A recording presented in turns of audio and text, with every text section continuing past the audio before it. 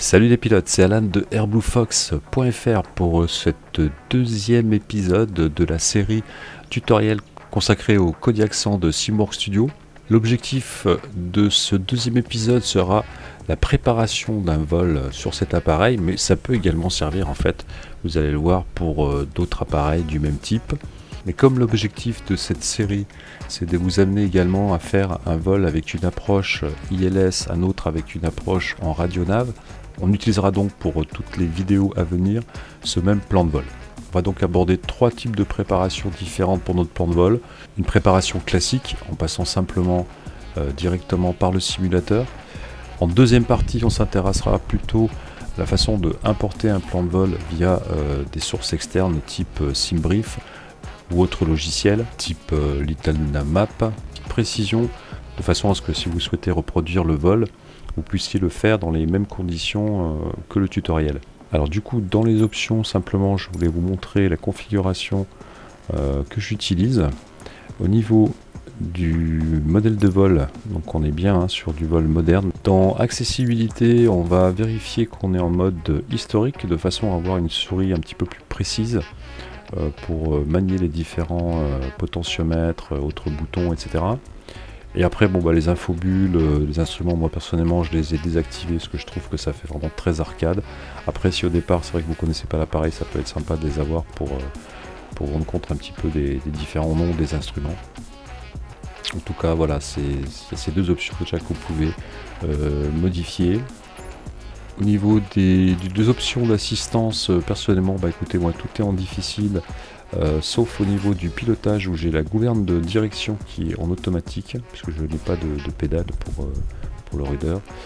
Donc voilà, c'est juste le seul petit point, sinon le reste j'ai à peu près tout désactivé. Après ça, bien entendu, vous faites comme vous voulez, il n'y a pas de souci là-dessus.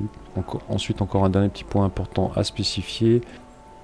Donc j'utilise la version gratuite du Garmin, vous pouvez le retrouver ici sinon dans le moteur de recherche, du Garmin G1000 NX1, qui propose un petit peu plus d'options que ne le propose la version classique qui équipe donc le simulateur. Voilà pour les différents paramètres pour qu'on soit calé à peu près, en tout cas sur la même chose. Donc du coup, écoutez, si vous êtes prêts, embarquement immédiat, porte 974, jingle.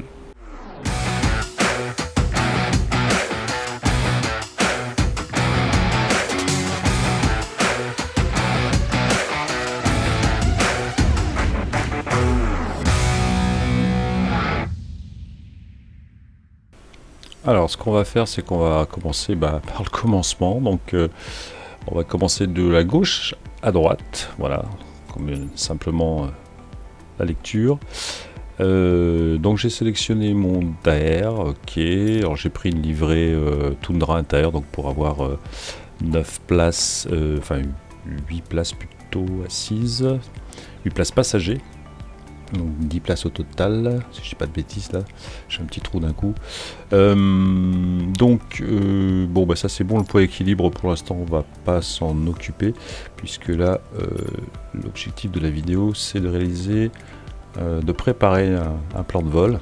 Alors ce plan de vol en fait il n'est pas spécifique au Daher Kodiak 100, et d'ailleurs la technique pour le réaliser n'est pas du tout spécifique au Daher, elle est plutôt spécifique au simulateur lui-même. Mais en tout cas, c'est le plan de vol qu'on va utiliser également pour les prochaines vidéos tuto. Donc voilà, ça permettra d'avoir toujours une même base à suivre pour expérimenter un petit peu cet appareil. Donc du coup, ce qu'on va faire, on va partir de l'aéroport de Clermont-Ferrand, qui se situe par ici. Hop, définir comme départ. Et puis, hop. On va aller... non, peut-être pas aller des Alpes, je vais pas vous faire ça tout de suite. On va aller... où c'est qu'il est? Voilà, l'aéroport d'Aix-les-Bains, il est quand même un petit peu sympa parce qu'il va falloir passer entre les montagnes. Voilà, il y a un tout petit peu peut-être technique, on va voir. Non, ça va aller, vous allez voir, ça va être très simple. Et puis donc on va définir comme arrivée Aix-les-Bains. Donc là pour l'instant, on a une vilaine ligne droite, donc on va voir ça juste après, parce que du coup j'ai oublié ici dans vu qu'on était parti de la gauche à la droite. Quoique si, oui, c'était le plan de vol, effectivement. Donc on part Clermont-Ferrand, direction Aix-les-Bains. Les pistes, on va voir ça après. Les conditions de vol, écoutez, faut se la jouer en temps réel, quoi. Sinon c'est de l'arcade. Donc on est en temps réel, écoutez, on fait avec. Du coup, ce qui va être important, vu qu'on est en temps réel, ça va être de savoir un petit peu la météo au départ et à l'arrivée. Alors pourquoi il faut savoir ça? Déjà pour conditions de vent, savoir si on peut éventuellement décoller. Peut-être qu'on ne pourrait pas décoller si c'était trop fort, je ne sais pas. Mais surtout savoir dans quelle direction souffle le vent pour choisir la bonne piste. Alors le simulateur par défaut normalement propose la piste qui est celle qui est face au vent. Mais pas toujours. Donc, ce qu'on va faire, c'est qu'on va quand même aller checker ça. Alors moi j'utilise le site metard-taf.com. Je vous mets évidemment le lien en description. Alors donc on part de LFLC Clermont-Ferrand. Hop, on va aller voir un petit peu au niveau des vents. Alors lui il nous propose apparemment 3 pistes. Alors on va quand même checker nous qu'est-ce qu'on a de notre côté sur Clermont-Ferrand. Alors il n'y a qu'une seule piste apparemment qui est représentée, donc c'est la piste 26 et la piste 8. Les autres n'ont pas l'air d'exister, hein. Donc voilà pour ça, mais c'est pas très grave. Donc on est bien sur la piste 8 ou 26. Et donc les autres on va pas s'en occuper. Donc ce qu'on voit c'est que le vent il est dans cette direction, donc en direction du sud, et que nous ce qu'on veut c'est décoller face au vent. Donc là le mieux pour décoller ça va être donc la piste 8. Retournons sur notre simulateur favori et comme on peut le voir, lui nous a proposé la 26. Ouh le vilain, c'est moche. Eh bien écoutez, nous on s'en fiche, on va écouter la météo en temps réel et on va prendre la piste 8. Et tant pis pour la tour de contrôle. Alors on est bien, c'est une piste de 2860 mètres, donc 2 km 8. Vu que le DAR décolle très vite sur des petites pistes, il n'y a aucun problème là pour décoller. Alors le départ, donc eh bien on a notre piste, c'est parfait. On va quand même checker du coup également la piste à l'arrivée pour l'aéroport de Chambéry. Donc là, il nous propose une arrivée sur la piste 18, ce qui me semble pas mal du tout. Et bien, même combat, on va aller checker sur le site les informations pour LFLB. Hop, Chambéry. Ok, bon là c'est pas compliqué, il n'y a que la piste 18 ou 36, et puis là c'est complètement clair, hein, le vent est complètement en face. Alors quand il est de travers c'est un peu plus compliqué pour déterminer la piste, des fois il faut le faire même en vol parce que ça peut évoluer. Bon là c'est clair, hein, je pense pas que ça va bouger de toute façon, donc arrivée piste 36. Alors c'est un vol que vous pouvez reproduire, sous réserve évidemment qu'il vous propose ce jour-là la même piste. Si c'est pas le cas, soit vous attendez la météo propose les deux mêmes pistes de décollage ou d'atterrissage, soit vous trichez. C'est pas bien. Alors, donc piste 8, piste 18, donc il nous a dit que la piste, il fallait arriver face au vent, donc piste 36, donc ça c'est pas du tout la bonne. Alors ça par contre ça m'embête un peu parce que je voulais pas du tout arriver par là. Du coup... Les vents ont donc tourné, mais c'est pas grave, écoutez, on va s'adapter et on va prendre du coup la piste 36. Donc départ piste 8, arrivée piste 36. Il va falloir faire attention ici, on le voit à ce massif montagneux qui est la Chartreuse de mémoire. Ici on a Grenoble, la Chartreuse. Donc voilà pour ça. Et puis ensuite, ce qu'on va faire, c'est qu'évidemment, on va pas faire un vol direct comme ça GPS. C'est moche. Déjà, en plus, on va pas arriver en face de la piste. On va pas être bien aligné pour attraper soit une approche en ILS, soit une approche en GPS. C'est d'ailleurs pour ça que j'ai sélectionné cette piste de Chambéry parce qu'elle propose à la fois différents types d'approches. Mais malheureusement, tous ces types d'approches ne sont pas sur la piste 36. Donc on va quand même être obligé de changer pour le tutoriel de l'arrivée. Tant pis, on sera dans le sens du vent, en espérant que d'ici là, il aura peut-être tourné. Donc repartons sur notre aéroport de départ de Clermont-Ferrand. Donc on part piste 8, ok, ça c'est nickel. Et ce qu'on va faire, c'est donc comme je disais, on va pas faire un vol direct, et on va choisir le vol voie aérienne de basse altitude. Bon, sachant que la haute altitude est plutôt réservée évidemment pour les longs courriers, donc on va rester sur du basse altitude. Alors on commence à voir donc les premiers points les points de route là, qui ont été proposés. Alors on ne les voit pas en fait, enfin on les voit s'afficher ici, mais on ne les voit pas sur la carte. Ce qu'il faut faire, c'est cliquer sur espace plus, ouvrir les filtres, et puis du coup on va descendre un petit peu plus bas là, et on va activer le compte rendu de position fixe et nav, voilà, hop. Ensuite on va retourner donc sur notre petite carte, voilà, et là on voit que effectivement on a bien les points qui apparaissent ici. D'ailleurs si on clique dessus, on va les voir un par un. Alors il y a juste celui-là qui n'apparaît pas parce que c'est une sortie, donc je vois pas trop. Enfin il apparaît pas en tout cas, bon je vais pas dire de bêtises. Alors les départs, c'est ce qu'on appelle du coup en aviation, ce sont les SID, S-I-D. Donc chaque SID propose différents types de routes pour le départ. Donc c'est des routes qui sont prédéterminées avec des points déjà prédéterminés. Et pour chacune d'elles, et chaque SID en fait va être attaché à une piste. C'est-à-dire que si on part de la piste 8 comme ici, on va choisir une SID avec un chiffre 0,8 derrière, donc qui correspond à la piste 8. Si par contre on était parti de la piste 26, on aurait pris une SID au départ de la piste 26. Alors regardez un petit peu qu'est-ce qu'on a qui nous est proposé, Belle de EE. Alors on a celle-là qui semble pas mal, puisqu'elle est, voilà, donc elle apparaît en jaune ici. Une fois qu'on l'a sélectionné, notre SID elle est en jaune. On va checker un petit peu qu'est-ce qu'on a d'autre. Alors celle-ci, on a un départ au sud, et puis bon, du coup ça nous fait revenir en arrière, donc on voit très bien que c'est pas du tout intéressant. Alors celle-ci c'est tout le contraire, elle nous fait partir au nord-est, et puis elle nous fait redescendre après. Alors ça pourrait être pas mal si on avait pu se passer par là, donc là on voit quand même que ça nous fait passer un petit peu haut, donc pas intéressant non plus. On va checker, tiens celle-là elle est pas mal aussi, elle passe un petit peu sur la gauche des montagnes. Elle nous laisse le temps de... Bon, il faut quasiment tourner tout de suite, mais un petit peu à l'écart là des montagnes ici. Ça me semble pas mal. On passe par Roanne. Écoutez, ça rallonge pas trop la route. On va partir sur celle-là. Donc le départ Roa 2E08. Et maintenant, on va s'occuper de notre arrivée. Alors on a vu que par rapport au vent, je vais rechecker encore une dernière fois sur mon navigateur des fois que le vent est encore tourné, mais je pense pas, non c'est bien ça n'a pas bougé. Donc arrivée piste 36. Alors qu'est-ce qu'on a en piste 36? Et c'est là où je pense qu'il n'y a pas d'arrivée en piste 36, voilà, donc c'est là où ça m'embête. Donc écoutez, on va modifier, tant pis pour le vent. Donc ici on a différents types d'approches. On va pouvoir avoir une approche ILS.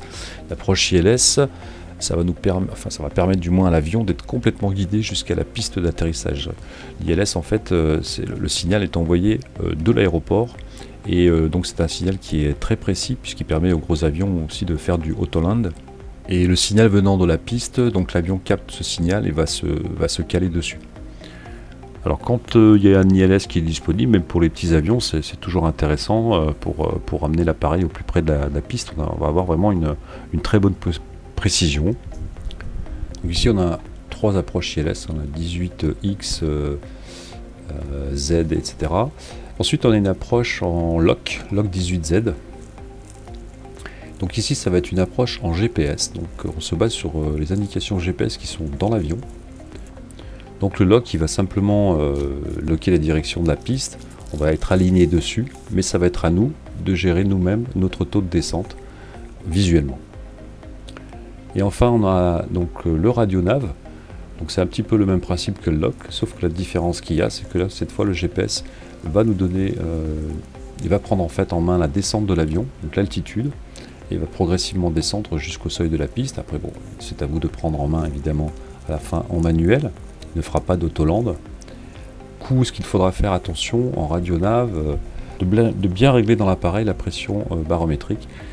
Sinon vous ne serez pas en fait à l'altitude réelle à laquelle vous devriez être, et ça va poser des problèmes pour votre approche. Donc voilà pour ça. Donc là, ce qu'on va faire pour ce premier vol, et comme ça sera l'objet d'un des tutos, on va faire une approche en premier en ILS. Alors j'ai pris la 18X parce que je la trouve bien. Elle nous permet ici de passer au-dessus des montagnes sereinement à une altitude encore sans doute qu'on verra après suffisante, et puis de prendre voilà, une jolie rotation pour nous emmener pile poil face à la piste en toute sécurité. Donc je la trouve pas mal du tout. Alors bon, on peut checker quand même la Z par exemple. On voit que la Z est beaucoup plus directe. Alors la Z, oui, pourquoi pas, on pourrait descendre beaucoup plus rapidement, ça fait moins de trajet à faire. C'est une possibilité aussi. Mais on va partir sur la X, voilà. J'aime bien le petit arrondi, là, puis je trouve que voilà, on arrive bien, on évite ce passage un petit peu délicat en fin du massif de la Chartreuse. Ouais, en fait, je sais pas trop où c'est qui s'arrête, le massif d'après c'est Beldon. Donc voilà, on est pas mal déjà pour donc notre approche. Donc je récapitule, pour l'instant on est part de la piste 8. Alors on se mettra sur un stand après, hein, et on arrive, donc on part avec une SID, donc la SID ROA2E, au départ donc piste 8, celle qui est en orange. Ensuite on va suivre donc des points de cheminement là, bon, tous ceux qui sont indiqués ici. Donc Roa, Belep, Mado, Mebac, non pardon, à partir de Roanne, voilà, à partir d'ici on est en fin de Cid à Roa, et ensuite on commence sur Belep, Mado, Mebac, Russite, Colo, etc. jusqu'à notre approche ILS. Parfait. Alors prendre un départ, en tout cas prendre une seed et prendre une star, donc c'est ce qu'on va voir maintenant, ce n'est pas quelque chose d'obligatoire, mais bon, ça rajoute tous également un petit peu plus de réalisme, et puis des fois ça correspond pile poil à ce qu'il faut, ça va nous permettre aussi de gérer un petit peu mieux notre top of descente, notre façon de descendre en fait sur l'aéroport. Du coup ici on va regarder un petit peu qu'est-ce qu'on a. Alors déjà, qu'est-ce qu'il nous propose? Est-ce qu'il nous propose des noms de pistes? Pas vraiment. On a un... Ok, bon, on va regarder un peu qu'est-ce qu'on a. Alors on a ici une star qui nous fait aller, je ne sais pas trop si du côté de Beldon, là, au-dessus de Grenoble, qui nous fait revenir du côté de Lyon pour faire un gros tour. Enfin bon, là on voit que ça fait quand même un trajet qui augmente de plus de 30 minutes, donc c'est juste pas du tout intéressant. On va regarder la deuxième, si j'arrive à cliquer dessus, voilà, hop. La deuxième, alors elle nous rapproche trop, je trouve, de cette montagne, et puis bon, quel intérêt de faire comme ça. On va checker, on continue. Ah, voilà quelque chose qui est déjà beaucoup plus intéressant, puisque ça suit un petit peu le passage qu'on a. En plus on va passer au-dessus de la ville de Lyon, donc côté paysage, visibilité, tout ça peut être cool. Donc c'est très bien, donc Roanne, Lyon, et puis c'est parfait, on approche sur notre aéroport. Donc on a bien ici notre... oui, et puis dernier point, pardon, au niveau de la piste ici, pour pouvoir démarrer moteur à froid, voilà, pour aller jusqu'au bout du réalisme, on va se positionner par exemple ici sur la rampe 26, tranquillou bilou, hop. Alors là, comme j'ai sélectionné la porte de stationnement, du coup ça m'a fait sauter ici notre SID, que je vais aller remettre. Donc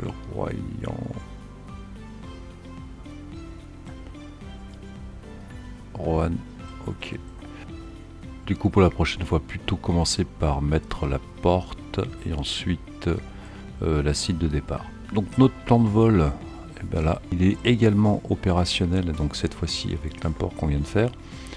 Le dernier petit point qu'il faut qu'on vérifie, ça va être donc l'altitude. Donc on a bien récupéré les 13 000 feet qu'on avait prévu, c'est impeccable. Donc là on est tout bon, donc on a bien en orange ici le départ sur une SID, ensuite nos points de route classiques, et puis on attaque tout ce qui est en vert, donc ça va être la star, et enfin en magenta notre approche finale en ILS sur la piste 18 de Chambéry.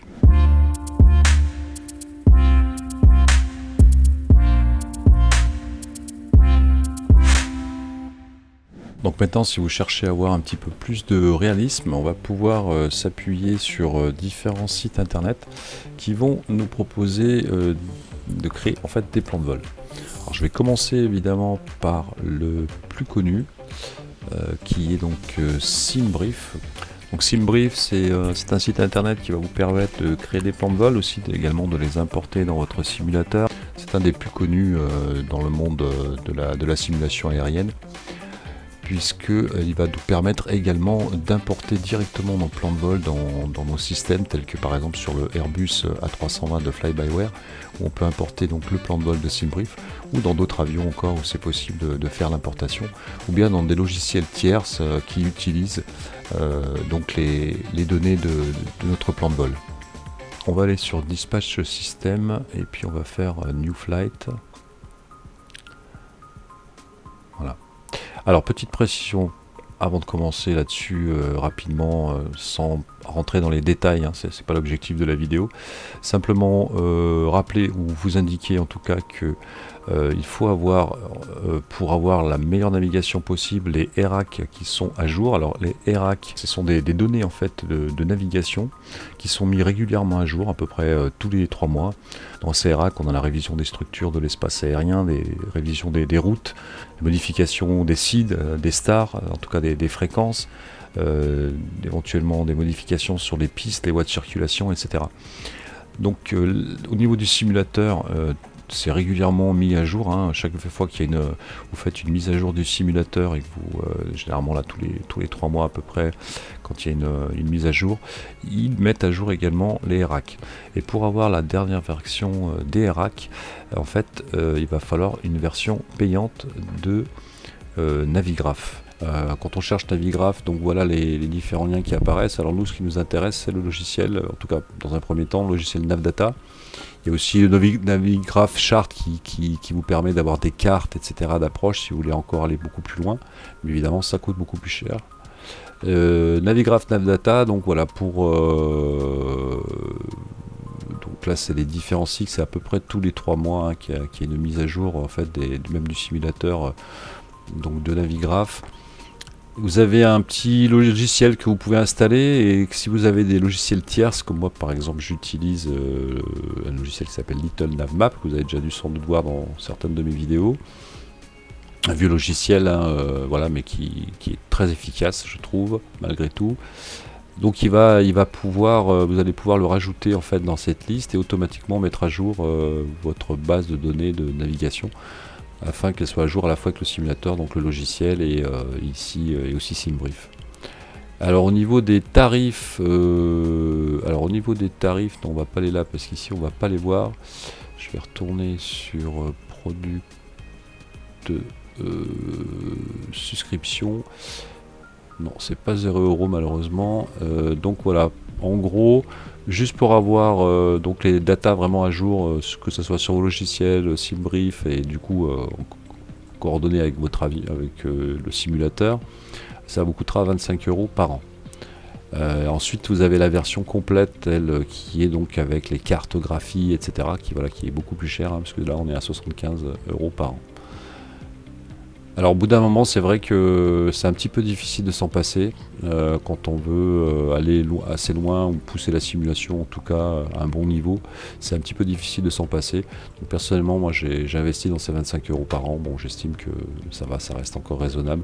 Du coup, sans rentrer comme je vous le disais vraiment dans les détails, on va rapidement saisir les informations du vol. Ici c'est ABF, donc Air Blue Fox, flight numéro 20. Départ, on a dit donc Clermont-Ferrand LFLC. L'arrivée sur Aix-les-Bains LFLB, Aix-les-Bains-Chambéry. Aéroport alternatif au cas où il y aurait un problème. Je ne vais pas en mettre, là, c'est pas important. Départ Zulu 16h55, il est 16h22, donc là il nous donne généralement toujours une petite demi-heure en fait en plus par rapport à l'heure Zulu actuelle. Alors c'est ça que je voulais montrer, qui est spécifique du coup pour le Kodiak. Donc on a le type d'avion. Alors par défaut, ici vous ne trouverez pas à l'heure actuelle donc de Kodiak. Il va falloir créer en fait dans SimBrief, ici dans le l'Aircraft Editor. Donc il va falloir cliquer sur New Frame et créer un nouvel appareil. Alors quand vous cliquez sur New Frame, il vous propose quand même de sélectionner un type d'avion. Donc quand il n'existe pas, c'est un peu compliqué. Alors personnellement, voilà comment j'ai procédé. Donc je ne sais pas si c'est la meilleure technique et puis celle que vous devez absolument adopter. En tout cas, ça vous donne une piste.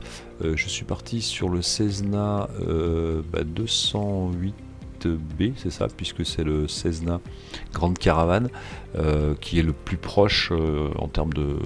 Voilà, qui est, je crois, le concurrent... le Kodiak est le concurrent direct un petit peu du Cessna. Donc c'est un des plus proches et je suis parti là-dessus pour créer mon avion. Alors je vais pas recréer un, je vais simplement retourner ici dans la liste et on va choisir donc je vais faire Edit, comme ça je vous montre un petit peu ce que j'ai mis. Donc évidemment j'ai modifié. Donc au départ on a la fiche du Cessna, hein, donc j'ai simplement modifié quelques trucs. Alors je me souviens plus exactement ce qu'il y avait à la base, mais en tout cas bon, j'ai mis le nom de l'avion, enfin mon nom que je souhaite mettre. Le code, un code ICAO, je sais plus trop ce que c'était. Le numéro de l'engine j'avais pas trop touché, la registration non plus. Ici je suis resté sur donc weight category light. Ici je me suis mis en performance 121 140. Ça j'ai pas touché, donc puisque je suis parti sur le principe que c'était la même chose que sur le Cessna. Et puis nombre maximum de passagers, là du coup ça va dépendre, donc peut-être qu'il va falloir que vous créiez plusieurs types selon le type de livret que vous allez utiliser. Par exemple, si vous utilisez le Summit qui est donc de 8 passagers de mémoire, ou bien la version donc que j'utilise actuellement, enfin en ce moment, c'est la version double, c'est-à-dire à la fois du fret et des passagers, donc là j'ai que 4 passagers. Mais je suis en train de me dire qu'effectivement pour les prochains vols, quand je vais faire du 8, il va falloir que je crée une autre fiche avion. Ensuite, alors pour tout ce qui est empty weight, maximum full weight, etc. Alors où c'est que je suis bien allé chercher les chiffres? C'est une bonne question. Alors j'ai fait un calcul franchement hyper savant. J'ai tout cassé avec ça, c'est un calcul de fou. Non, je plaisante, je suis pas sûr du tout de mon calcul, mais bon, je me suis basé alors déjà sur les chiffres qu'on a ici dans le manuel du DAER, mais qui lui est en fait en lib. Les empty weight, total full weight, etc. Donc tout est en lib. Et ce qui pose problème pour moi, parce que sur le simulateur, par contre, j'ai tout réglé en kilos.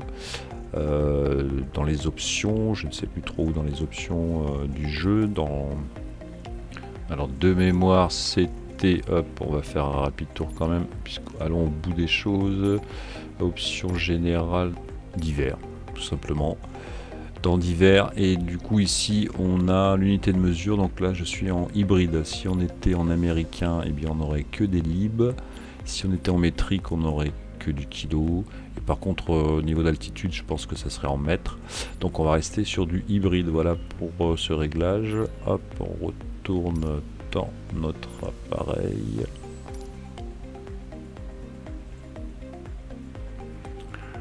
Du coup, ici j'ai donc converti les libs en kilos via donc des sites sur internet, des convertisseurs en ligne, pour avoir une idée approximative donc en kilos de ce qu'il faudrait mettre.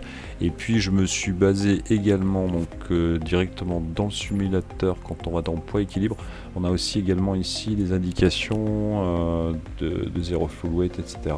Les charges utiles, le poids max au décollage.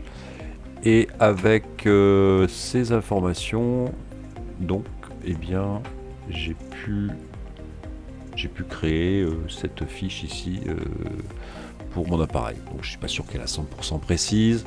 En tout cas, c'est déjà un bon début. Ça serait toujours mieux que celle qui était de base. Et puis par passager, alors du coup, je vais modifier, tiens, parce que je mets généralement 77, donc on va mettre 77 par passager. Et voilà, pour les bagages pour l'instant là j'ai strictement rien mis. Je vais le sauver du coup. Donc pour en revenir à notre plan de vol, donc une fois que l'avion a été créé, du coup il va apparaître ici dans votre liste d'avions. Il est pré-réglé, c'est impeccable. Bon, ici on va pas s'y intéresser. Ici on a une indication qui nous précise que donc on a 1h15 de vol. qu'on part effectivement de la piste 26, eh bien non, en fait, nous ce qu'on veut c'est partir de la piste 8. Donc il me dit qu'il va sélectionner une nouvelle star et une nouvelle seed, oui, pas de problème. Et l'arrivée, donc on avait effectivement déterminé, vous vous souvenez, la piste 18, donc celle qui arrive par le nord. On avait un petit peu triché hein, par rapport au vent. Ça c'est le temps passé pour rouler, pour rejoindre la piste. Donc au départ et ici à l'arrivée pour rejoindre la porte. Si vous avez du carburant en plus, l'altitude on va l'indiquer, donc on avait dit qu'on irait à 13 000 pieds d'altitude. Sinon il l'a fait automatiquement, bon des fois ça correspond pas tout à fait à ce que je souhaite personnellement. Passagers, bon full, et puis le weight, alors je vais pas l'indiquer mais on va partir du principe, on va mettre quand même un petit peu de fret. Pour ce tuto on va pas faire de calcul particulier, je mets simplement fret 0. Et puis le nom du capitaine, donc Alan, voilà. Pilot ID, impeccable. Et puis bah, c'est tout, donc on peut checker avant de créer notre route. Alors ici, si jamais la route qui nous propose en fait un petit peu plus bas, on le voit ici sur la carte, hein, par où on veut passer d'ailleurs, on constate que c'est a priori à peu près la même que ce qu'on avait choisi, sauf que là il ne fait pas passer par Rohan, il n'a pas choisi tout à fait la même seed. C'est quelque chose qu'on peut modifier nous-mêmes ici. Alors on va choisir, par exemple là on était sur la 1, on va passer par la 2. Donc quand c'est en rouge, c'est que a priori elle est pas valide comme route. Ouais. Is invalide. Ah bah du coup il m'en trouve qu'une seule. On va faire ça. Fixe. On va faire fixe alors. Ok. Voilà. Donc bah des fois voilà, des fois ils trouvent pas tout à fait la route.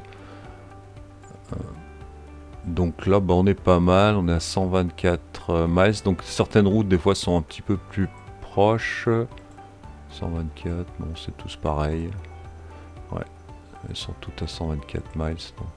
Donc on est à peu près équivalent. Hein. On va peut-être modifier après, on va voir. En tout cas c'était juste ça que je voulais vous montrer. Donc une fois qu'on est ok sur les informations qu'on a renseignées, on va cliquer sur Generate Fly. Et donc notre plan de vol va être généré. Alors là ça peut faire un petit peu peur au début à lire, mais au final ça va, ça se fait très bien. Donc notre numéro de vol, notre aircraft, donc le Kodiak, notre aéroport de départ d'arrivée, notre altitude donc 13 000 pieds, la date de départ, le nombre, le temps de vol, ce qui nous préconise à mettre comme fuel, donc 277 kg, mais ça sera moins en finale. Donc notre route, et puis ensuite on va avoir, alors ici donc c'est la route assez simplifiée, hein, c'est les différents points comme on a dans le simulateur. Et ici on a une route un petit peu plus complexe. Alors ici c'est tout ce qui est carburant, donc on voit qu'il nous faut en fait pour le voyage plus le taxi, c'est-à-dire le roulage au sol, 158 kg en fait.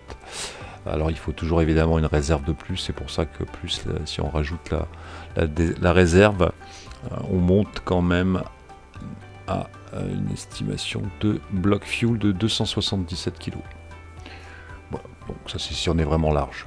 Et puis un petit peu plus bas, on va voir ici notre plan de route. Donc départ de Clermont-Ferrand, LFLC. On va prendre la SID Belep 2PE et on va arriver par la Star, pardon, Mebakip. Donc c'est la dernière, hein, chaque fois la dernière dans le plan de vol. Et ça c'est notre route. Les différents points ici, Mado, Mebak, Belep, etc. Alors, pour avoir un petit peu plus de visibilité, donc ce que je vous invite à faire, comme ça vous pouvez le tester un petit peu, c'est d'aller sur airbluefox.fr, sur rapport SimBrief. Vous pouvez afficher directement votre plan de vol, il va récupérer donc les informations là qu'on vient de saisir. On retrouve en haut donc le bloc fuel, la distance qu'il y a à parcourir, ici les heures de départ, d'arrivée, etc. Ici les informations pour votre altimètre, et puis température, etc. Où c'est que ça se trouve, le petit plan, le métard. Ici votre plan de route, plan de vol. Et puis le briefing à nouveau qu'on peut retrouver voilà, peut-être un petit peu plus lisible. Ce qu'on peut faire, c'est se rendre sur le site flyradar.com. Il y a un autre aussi qui existe, je me souviens plus trop du nom. On va aller sur aéroport. Et donc si vous avez envie de voilà, faire un petit peu plus des vrais vols, un peu plus réalistes encore, on va choisir donc l'aéroport de Clermont-Ferrand, LC Clermont-Ferrand. Et puis on va checker un petit peu quels sont ici les vols au départ. Alors show all voilà, pardon, show all departure. Et on va donc avoir ici les départs actuels, en tout cas pour cet aéroport. Donc on voit qu'il n'y a pas grand chose, on peut pas aller à Nice ou à Paris avec ce type d'appareil là par exemple. Et donc pour chaque aéroport que vous avez envie de décoller par exemple, vous allez pouvoir trouver effectivement des vrais vols avec des vrais horaires pour pouvoir un petit peu coller si vous avez envie à la réalité. Donc on a checké notre plan de vol là, on a toutes les informations qu'on souhaitait avoir. On va retourner juste sur SimBrief et puis tout en bas ici on va télécharger du coup pour FS 2020 notre plan de vol. Paf. Maintenant qu'on a exporté notre plan de vol de SimBrief, on va pouvoir l'importer directement dans le simulateur. Donc on va cliquer sur espace plus, charger, sauvegarder et on va aller chercher donc le plan de vol dans le PC, là où vous l'avez téléchargé. Et on va laisser charger tranquillement. Voilà qui est fait. Alors qu'est-ce qu'on constate? On constate qu'on n'a pas, premièrement au niveau du départ. Donc on lui a spécifié quand on a créé le plan de vol qu'on voulait effectivement partir de la piste 8. Et on constate qu'en fait au départ il nous a pas proposé la même site de départ. Nous on était parti sur la site de Roa 2E puisqu'elle passait par Roanne. Hein. Et là lui il nous a proposé, il faut recliquer là. Je voudrais quitter ça, merci. Voilà. Donc lui nous a proposé le départ par la BLE 2E08. Bon, il n'y a pas beaucoup de différence, mais simplement on avait dit qu'on voulait éviter ce secteur-là et passer plutôt par là. Ensuite, au niveau de l'arrivée, il nous a proposé la même star, hein, la MEBAPA 1PL. Donc c'est ce qu'on avait aussi nous choisi également.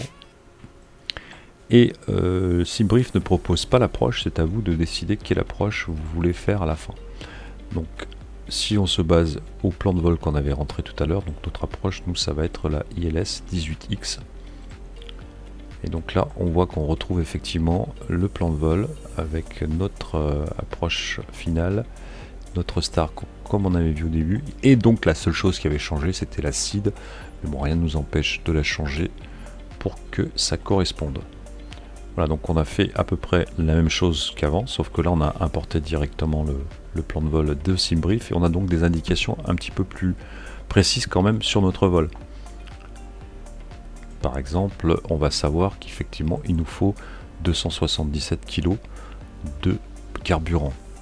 Cette indication, vous vous rappelez tout à l'heure, on l'avait mais qu'en regardant, en dézoomant pour voir un petit peu jusqu'à quelle distance on pouvait aller.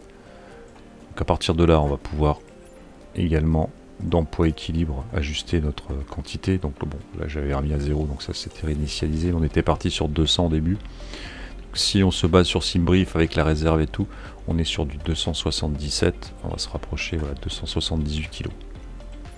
Et là on est bon.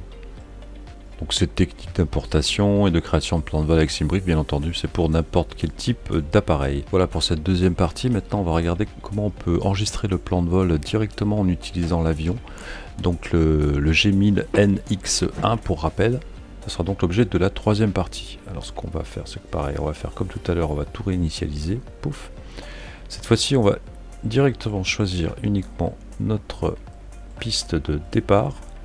On va se positionner comme tout à l'heure là sur une aire de stationnement. Là, à la limite, j'ai envie de dire peu importe. Et puis c'est tout. Et on va partir sur notre aéroport.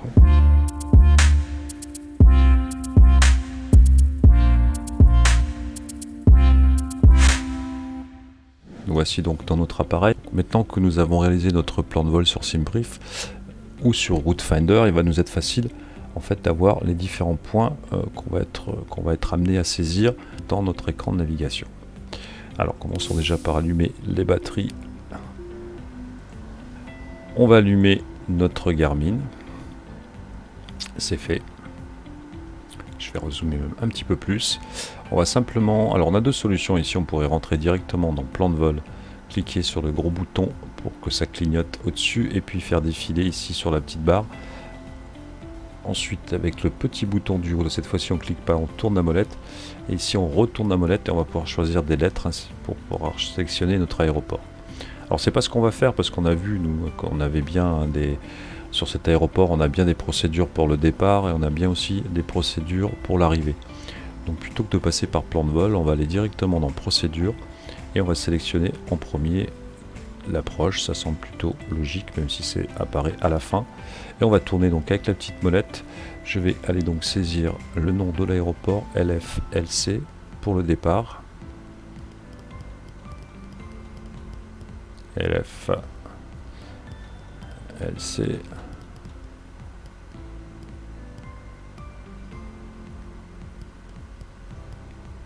Clermont-Ferrand, ok, nickel.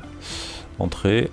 Alors ici, du coup, il va nous proposer notre site de départ. Donc, on a vu que sur SimBrief. Alors, donc, on a notre route et on a notre site de départ, c'est la Belle 2E. Et ça tombe bien puisque c'est la première ici qui nous propose. Donc, on va cliquer sur Entrée. Ici, on a les différents points de cheminement. D'ailleurs, sur la carte, on voit très bien qu'on arrive par Belep et qu'on arrive ici sur l'aéroport. Ok.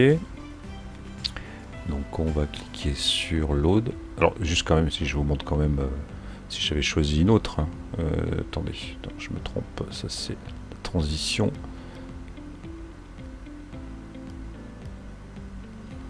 Peut-être que je remonte, ça sera mieux. Hop, voilà.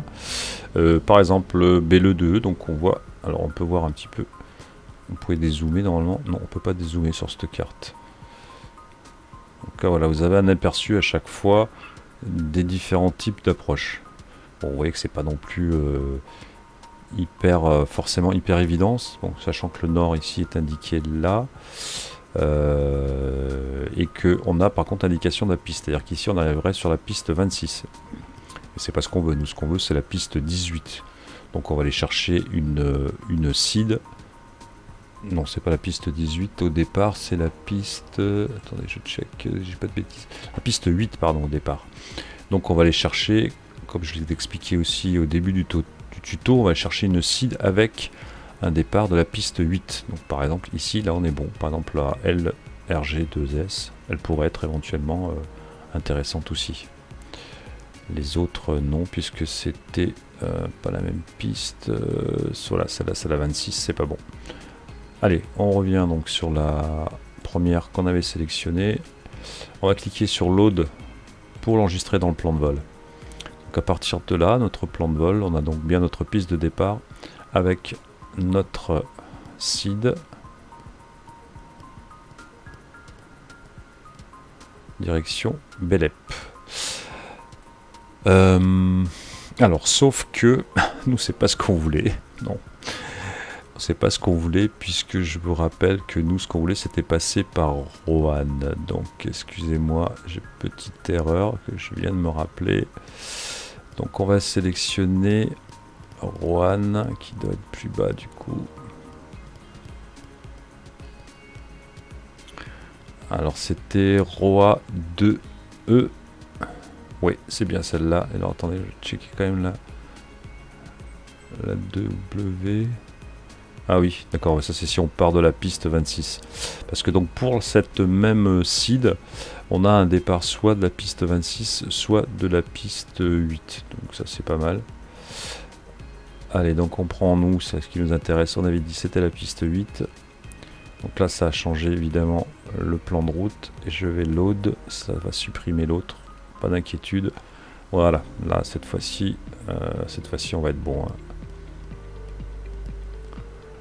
Parfait, on passe direction par Roanne et donc on évite un peu cette partie là.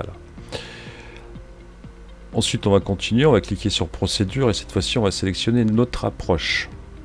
On va cliquer sur entrée. Même chose, donc on tourne la petite molette pour sélectionner d'abord la lettre, donc L. Ensuite la molette du dessous pour faire déplacer le curseur sur la deuxième case, et donc là LF. LF, LB. Ça prend toujours un petit temps, hein, mais ça peut être aussi sympa parce que là vous avez vraiment les données réelles au niveau de l'avion. Vous êtes sûr que c'est bien à jour puisque c'est lui qui vous le propose. Et vous avez en plus les dernières ERAC, là pour le coup ils sont gratuits. Alors LF, LB, comme ça vous permet également de créer à la limite un plan de vol sur SimBrief avec un vieux ERAC. Et après vous l'ajustez en fait ici dans l'avion, vous mettez à jour s'il y a des choses qui ont changé quoi. Donc LFLB, je clique sur entrée. On avait dit qu'on atterrissait la X18, oui, c'est tout à fait ça. Ok. Alors le vecteur, oui, on va prendre colo, c'est-à-dire qu'en fait c'est le petit point qui est ici, donc c'est ici qui va venir choper. En sortie donc des routes, il va venir attraper directement, enfin en sortie pardon de la star, il va venir attraper directement ici notre approche. Je clique sur entrée. Ça c'est pour le réglage barométrique, c'est si on veut afficher une alerte de baromètre à 5000 pieds, mais on va pas s'en occuper pour l'instant. Et puis alors là on a deux options à la fin, donc on a toute notre route ici qui est indiquée, les différents points de cheminement là qu'on retrouve ici sur la carte avec les distances entre les différents points. Alors deux options à la fin, donc soit load, on va l'enregistrer dans le plan de vol et ça va se mettre directement dans le plan de vol, soit on va activer, dans ce cas là activer en fait il va pas, dès le départ de l'aéroport de Clermont-Ferrand, il va directement se rendre à Colo sans passer par tous les points qu'on aura définis, sans utiliser notre site de départ, etc. Donc c'est pas ce qu'on veut, on va l'activer, peut-être qu'on l'activera à la fin, mais pour l'instant en tout cas on n'en a pas besoin. Alors simplement si j'avais pris une transition, je vais revenir au-dessus, si ici j'avais pris plutôt une transition vecteur, c'est-à-dire vers le haut là, il aurait fallu qu'à un moment où on quitte notre route, que manuellement en fait on active l'approche pour qu'il aille chercher Colo. Donc c'est pour ça qu'il est préférable ici de prendre directement Colo, donc normalement il devrait nous faire notre jonction directement sans discontinuité. J'ai cru que j'arriverais pas à le dire. Ok. Ok, ça me semble pas mal tout ça. Et puis la dernière chose qu'on n'a pas faite. Ah, alors attendez, il y a une petite chose que je vous ai pas non plus montré. Là, on a sélectionné donc notre approche. Au moment où on a sélectionné ici notre approche, il nous a automatiquement donné la fréquence en fait de la piste, la fréquence ILS pour l'approche. Cette fréquence, vous allez la retrouver dans l'écran principal. Elle est indiquée du coup ici comme active. Alors pour information, quand elle est active, c'est pas celle qui est entourée d'un cadre. On est bien sur la nav 1. C'est la nav 1 qui est active parce qu'il y a la ligne bleue ici qui indique qu'on est bien sur la nav 1 qui est active, d'ailleurs le carré bleu aussi. Celle-ci c'est celle qu'on peut préparer éventuellement pour changer. En tout cas c'est bien celle-là qui est active. Et on a un petit CAS qui apparaît derrière et qui veut dire que donc c'est ok pour la fréquence de la piste ILS. Bien, ensuite on va se rendre du coup dans l'arrivée, on va sélectionner notre arrivée et c'est ici qu'on va sélectionner notre star. Et notre star, ça se complique un peu des fois, hein. Alors je vais passer plutôt par SimBrief. Notre star c'est MEBA 1P, d'accord, et ça tombe bien parce que c'est celle que j'ai sélectionnée, c'est bien la MEBA 1P. Boum, et on load. Voilà, c'est parfait. Alors on va regarder un petit peu ce que ça donne. Je clique un coup, deux coups pour que ça clignote et puis on va descendre. Donc on a bien ici notre site de départ. Ensuite on a notre star, donc la star MEBA 1P. Et au final, notre approche pour la piste ILS X18. et arriver runway 18 ici. Ça c'est quand on sort, si jamais on doit faire une remise des gaz, on peut continuer à suivre une autre route là qui fait cette espèce de boucle là pour revenir éventuellement refaire un posé. Donc tout ça c'est inutile, c'est surtout ici que ça nous intéresse, c'est jusqu'ici. Alors dernière petite chose au niveau du plan de vol, il va falloir quand même qu'on ajoute maintenant, c'est l'altitude à laquelle on avait décidé qu'on irait faire le plan de vol, et puis aussi les points de la route, parce que là on a aucune route au milieu entre notre seed et notre star.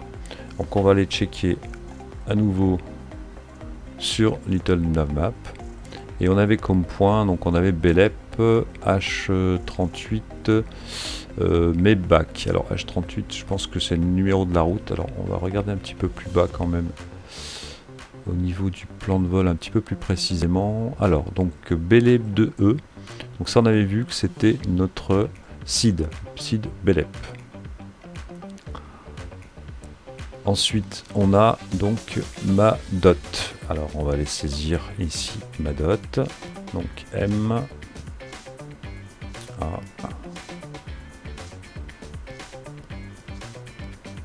Ma dot.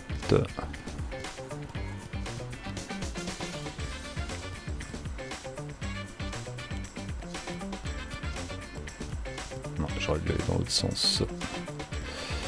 Ma dot, ok, il existe bien. Effectivement, il est en France, c'est bon. Et là, il vient juste de se rajouter ici. Donc c'est parfait. Après, on a mes barres. Alors, on saisit mes barres.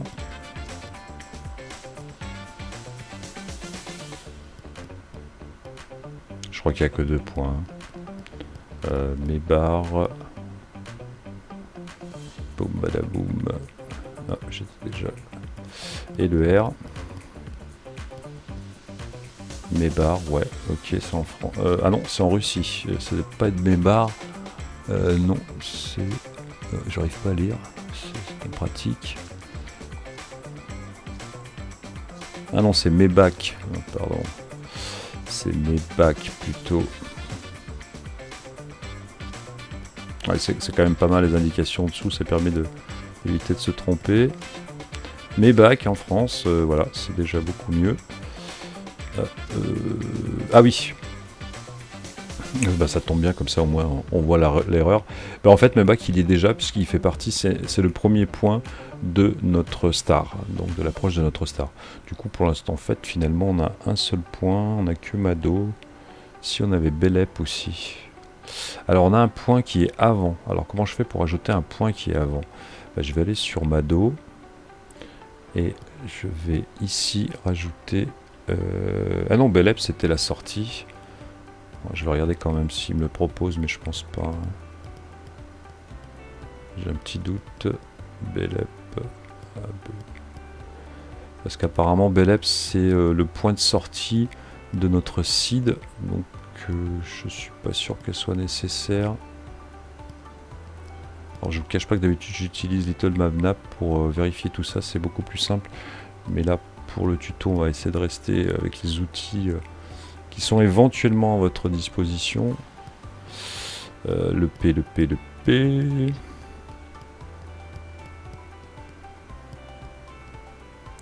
Belep, ouais, alors entrée, pouf. Ah bah si c'est bon, ouais non, c'est moi qui me trompe. En fait le point de sortie il est là, de notre seed.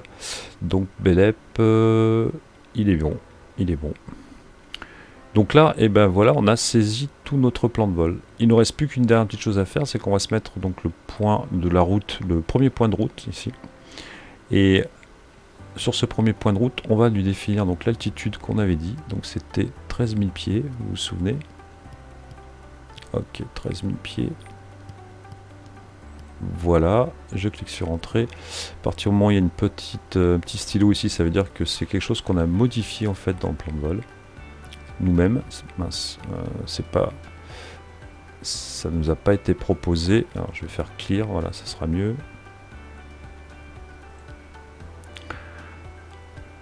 Donc, il faut que je clique une fois en fait, voilà, c'est ça, hop.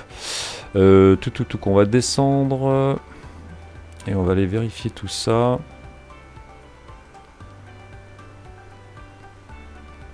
« 13 000 pieds jusqu'à Govna, Piroup. » Voilà. Donc à partir de LSE, alors je vais remonter un peu.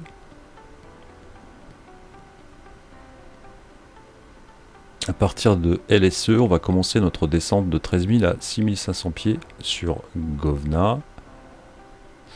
Et donc quand on sera arrivé sur Govna, on devrait être ici à 6 500 pieds. Alors ce qui est intéressant aussi en indiquant ici l'altitude, c'est qu'on aura du coup pour le vol ici notre indication pour notre top of descente, que je vous expliquerai plutôt dans le prochain tutoriel qui sera consacré, enfin pas le prochain, mais je vous expliquerai dans un des tutoriels, donc qui sera consacré aux approches ILS ou en radionav. Bah voilà, on est bon, on a vu différentes façons, les 3 façons possibles de réaliser un plan de vol pour le Kodiak en tout cas, et puis même pour tous les types d'appareils en tout cas qui utilisent le Garmin 1000, si vous saisissez directement votre plan de vol.